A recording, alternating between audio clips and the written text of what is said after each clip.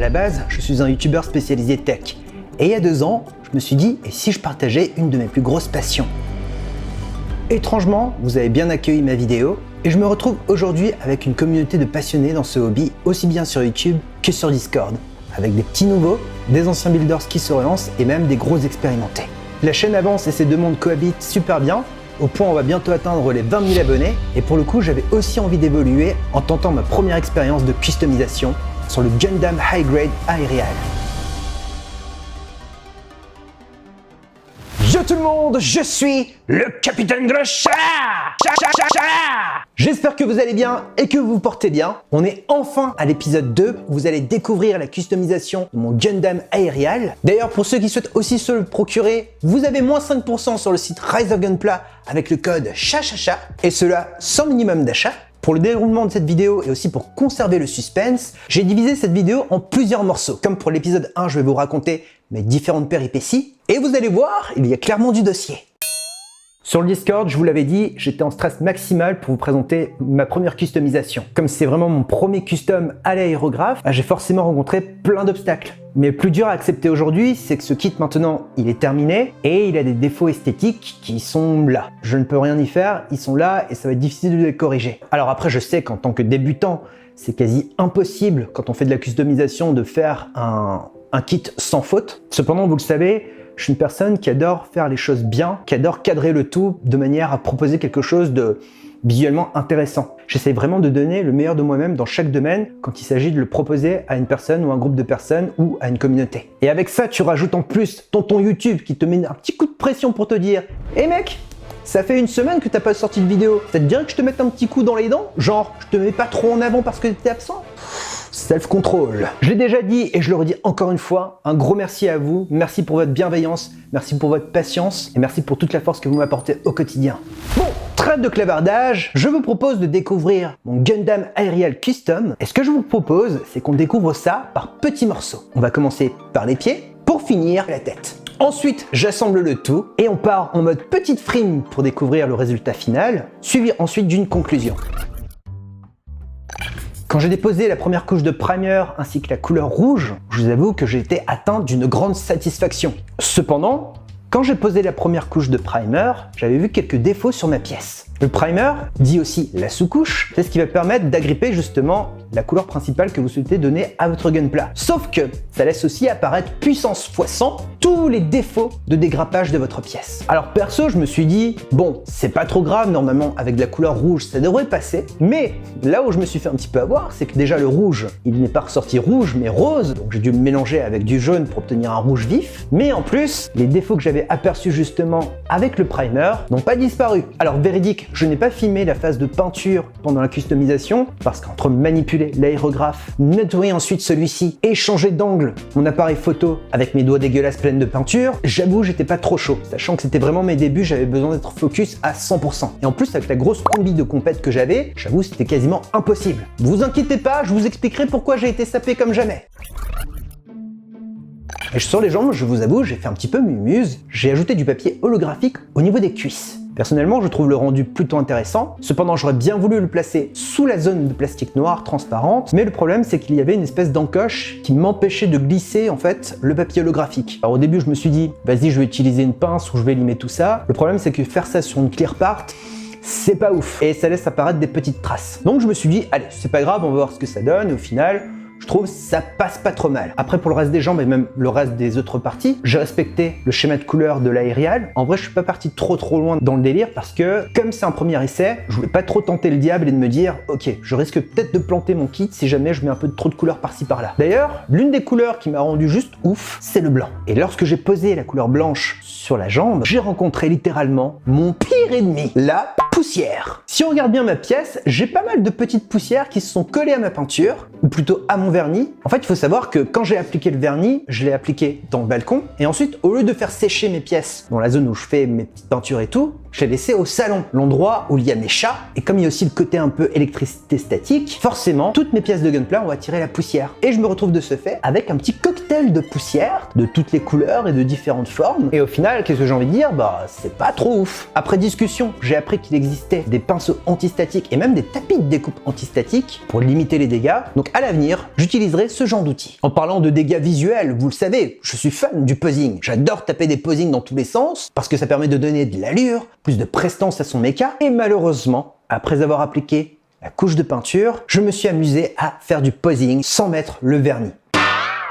Et là, j'avais vraiment qu'une envie, c'était de recommencer. Mais vu le timing, vu qu'à un moment, j'ai pas sorti de vidéo pendant une semaine, je me suis dit, ouais, c'est un petit peu trop chaud là. Bref, c'est pas grave, je décide d'attaquer le bassin.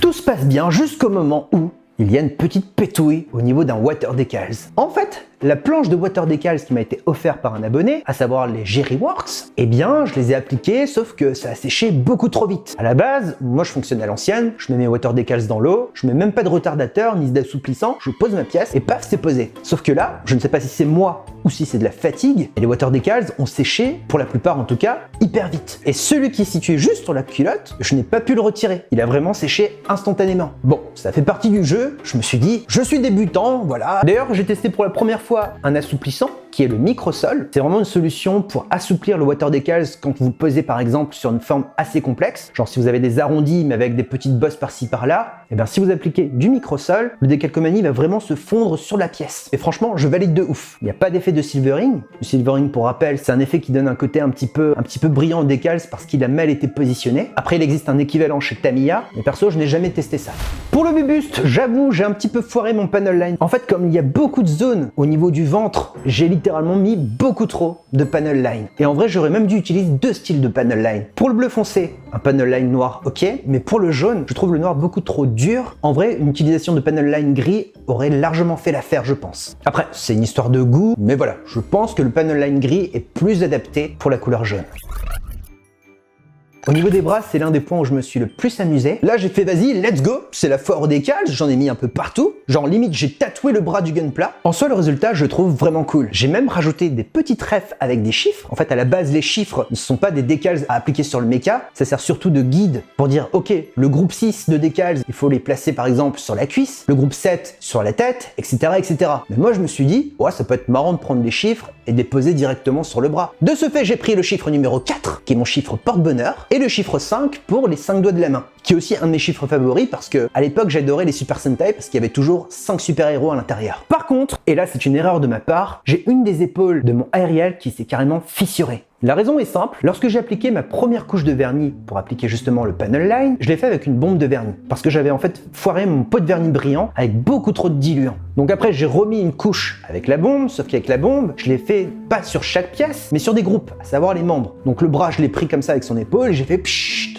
Sauf que j'en ai pas mis assez sur l'épaule et comme j'ai mis beaucoup trop de panel line, parce que avant d'avoir la petite zone foncée ici, ben je voulais le remplir au panel line. Sauf qu'il y en avait beaucoup trop et l'excédent en fait s'est versé un petit peu plus loin où il n'y avait pas de vernis. Du coup, ben avec la manipulation à un moment, ça s'est fissuré. Mais pour finir sur une note un peu plus classe pour le bras, j'ai décidé d'appliquer une petite note de orange fluo qui fait référence à mon setup. Pour ceux qui n'ont pas vu ma vidéo sur le setup, j'ai réalisé une petite décoration murale avec deux Gundam qui ont été détournés par des artistes et derrière j'ai appliqué le 2 en chiffre romain qui fait partie du Zaku et qui cache justement le RX78-2. Donc là c'est un petit clin d'œil au RX78-2 et au Zaku 2 qui ont tous les deux un 2 et tout, bref, je me suis amusé avec les formes. Mais voilà, maintenant vous savez d'où vient ce orange. D'ailleurs ce orange électrique qui clairement fracasse les yeux quand on le voit, je suis vraiment de plus en plus fan de cette couleur. En fait, ça a commencé avec mon setup et je me suis rendu compte qu'en fait, j'adorais le orange en termes de couleur. À la base, je suis team couleur rouge, mais là, le orange, je sais pas, il y a un truc que j'aime beaucoup avec cette couleur et je pense que le prochain gunpla que je vais faire, il ne sera pas, on va dire, réaliste entre guillemets. Il va pas aussi reprendre le schéma de couleur d'un gunpla existant. Je pense qu'il sera vraiment hyper graphique avec comme touche d'accentuation le orange électrique. D'ailleurs, j'ai appliqué aussi ce orange sur le jetpack qui rend plutôt bien. Après, j'avoue, j'ai un petit peu trop forcé sur le vernis du jetpack. On voit un petit peu l'empilement de vernis, c'est pas très joli, mais bon, encore une fois, je suis débutant. Avant de vous présenter la dernière pièce qui est la tête, et aussi avant de vous présenter le résultat final tout court, je dois vous parler du bouclier. Alors le bouclier, il a autant de water decals que le gunpla en lui-même. C'est vraiment la foire à la saucisse. J'étais vraiment en transe pour poser chaque decals dessus. Faut savoir que moi je suis une grosse feignasse. Que ce soit pour les armes ou le shield, des fois j'ai la flemme et j'applique pas de decals, rien du tout. Je dis voilà, je l'ai assemblé, point, c'est terminé. Et là je me suis dit, bon, c'est mon premier gunpla custom, je vais quand même essayer d'appliquer des decals pour le bouclier. Au moins pour lui. Et je me suis dit, bon bah, je suis obligé de mettre une référence encore une fois. Donc j'ai récupéré le chiffre 6 et le nombre 11, je l'ai appliqué sur mon shield, et vous savez pourquoi j'ai mis ça? Eh bien en fait c'est en guise de signature. Le 6 et le 11 correspondent à ma date de naissance. Oui, je suis Team Scorpion, et j'étais obligé de signer mon premier Gunpla Custom. D'ailleurs si on regarde bien, sous le bras, j'ai aussi appliqué un blaze qui est aérial. En fait sur la planche de décalcomanie, ça marquait à quoi correspondaient les water decals, et j'ai dit bah vas-y, autant prendre son nom et le foutre sous le bras, comme ça fait un petit clin d'œil encore. Et pour conclure le montage de ce Gunpla, j'ai appliqué sur la tête également du panel line et des water decals, et maintenant je vous propose de découvrir mon premier custom de Gunpla qui est le Gundam Aerial High Grade par Capitaine Gros Chat.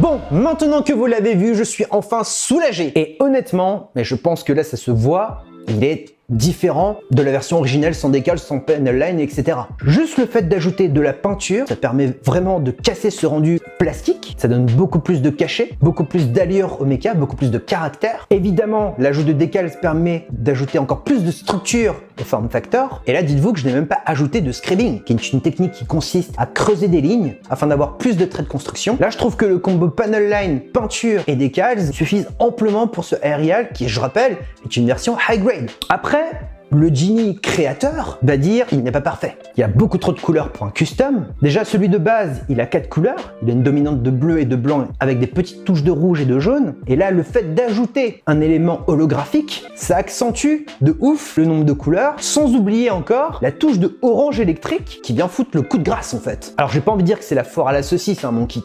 C'est juste que là, je trouve que c'est un petit peu, en termes de couleurs, un peu lourd. En tout cas, c'est mon avis. Et ça, c'est parce que j'ai étudié les différentes pièces, mais par membre. Pas sur l'entièreté du Gunpla, mais vraiment par membre, à savoir tête, buste, bras, jambes, etc. Bref, comme je l'ai dit dans l'épisode 1, il faut apprendre à prendre du recul pour analyser chaque phase de création. Cette erreur, je ne la referai plus. Cette fois-ci, je vais prendre le Gundam sur mon iPad et je vais directement appliquer la couleur dessus. Comme ça, je pourrai voir quelle pièce aura besoin de telle et telle couleur et je préparerai et grouperai les couleurs en fonction des différents éléments. Comme ça, je suis sûr d'obtenir quelque chose qui correspond plus, on va dire, à mes envies artistiques. Là, c'est vraiment un mix où j'ai pris les couleurs de l'anime plus des petites envies artistiques personnelles. Pour le séchage, ce sera directement dans ma pièce où je fais la peinture parce que dans la pièce où je fais mes vidéos, il y a mes chats qui se baladent et il y a aussi forcément un peu plus de poussière avec tout le matériel et tout. Et surtout, je ne manipulerai plus jamais mon mecha sans avoir au moins une seule couche de vernis. Vraiment. Et en vrai, malgré tous les petits défauts que je vous ai dit, en le regardant comme ça, je me dis, ce Aerial Gundam Custom, il a quand même une chouette histoire. Il marque le premier essai de Gunpla Custom avec des outils professionnels. Ce kit a connu aussi des super moments. Le fait de voir la peinture s'appliquer sur le Gunpla, c'était vraiment une satisfaction que je n'ai pas eue depuis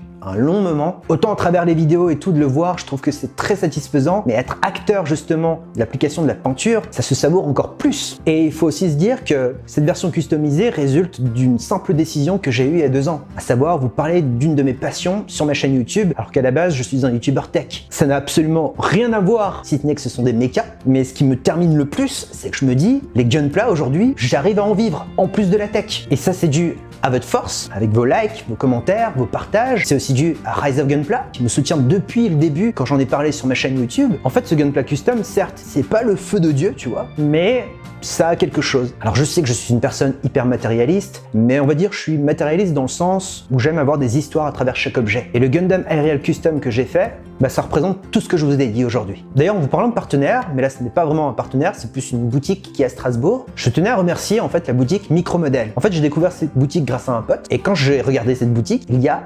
énormément de matériel pour faire de la maquette. Alors, ça n'a rien à voir avec Gundam, ils sont pas du tout dans ce délire-là, eux c'est plus voiture, architecture, train, bateau, enfin vraiment tout ce qui tourne autour du modélisme à l'ancienne et ils vendent en fait plein de matériel, genre des meuleuses, des scies à découpe, aussi de la visserie, des petits arbres aussi pour faire des dioramas, enfin vraiment plein de choses pour faire de la maquette. Et ils m'ont fourni ce jour-là en fait une peinture qui est la peinture Gunmetal de chez Vallejo. En fait, je leur ai expliqué que moi, je suis hyper sensible aux odeurs, au point où ça me met un peu des vertiges, et ils m'ont parlé justement des peintures de chez Vallejo qui étaient moins toxiques, et qui m'a d'ailleurs été aussi recommandé par un abonné. Donc si jamais vous souhaitez faire un tour sur leur site, je vous ai mis le lien dans la description, mais également sur le Discord. Et bien sûr, un gros big up à l'abonné Foufou qui m'a offert ce gunpla, et je tenais forcément aussi à vous remercier vous, parce que c'est grâce à vous si la propagande avance à grands pas. Oh, et un dernier point que j'ai failli oublier, vous voulez savoir pourquoi j'ai cette combinaison et ce gros masque géant? En fait, il faut savoir que j'ai failli tomber légèrement dans les pommes lors de la customisation. En fait, de base, j'ai utilisé un masque de compète, vraiment un bon masque qui a coûté quand même une certaine somme. Et le truc, c'est que quand j'ai utilisé la peinture de chez G-Studio et même le vernis, j'ai eu des odeurs qui, comment dire, ça m'a brûlé le nez, ça m'a brûlé le thorax. En fait, les filtres n'étaient pas assez efficaces pour freiner les odeurs, du moins les vapeurs. De ce fait, ce qui s'est passé, c'est que j'ai eu des vertiges, j'ai dû m'arrêter et ça a tellement duré qu'à un moment, je me suis dit, bon, dans le doute, je vais appeler SOS Antipoison. Je les ai appelés, je leur ai expliqué mon cas et ils m'ont expliqué que c'était très important de travailler dans une pièce aérée, mais surtout avec un masque dans lequel on a des filtres avec du charbon. Donc il faut différentes couches, alors je sais pas lesquelles exactement, mais c'est très important d'avoir des filtres charbon pour justement bloquer les vapeurs de vernis, de peinture ou autre. Parce que sur le long terme, en fait, c'est cancérigène. Et les vapeurs sur la peau, c'est aussi cancérigène. Alors, je ne suis pas un expert dans ce domaine-là. Moi, on m'a juste dit de me protéger et si possible de mettre une combinaison. Du coup, j'ai acheté ça. Voilà pourquoi je ressemble à un cosplay de Breaking Bad. C'est juste que je me suis équipé pour ne pas choper des saloperies. Alors, je sais qu'il y a plein de grands builders ou plein de gens qui travaillent sans masque ou qui ne s'équipent pas de vêtements et tout. Perso, je n'ai pas à critiquer, chacun fait ses choix. Mais moi, je vous avoue que quand j'ai eu mon accident de skateboard, ça m'a servi de leçon. Maintenant, dès qu'il s'agit de ma santé, je suis carré de ce côté-là. Si vous avez des questions, l'espace commentaire est à votre disposition. N'oubliez pas le like et le partage, c'est gratuit, ça vous prend une seconde et ça permet de référencer cette vidéo sur YouTube. On se retrouve dimanche pour une vidéo tech et mercredi prochain pour une vidéo autour des gunpla. Sur ce, je vous dis à très bientôt, portez-vous bien, c'était le Captain Gros Chat, bisous!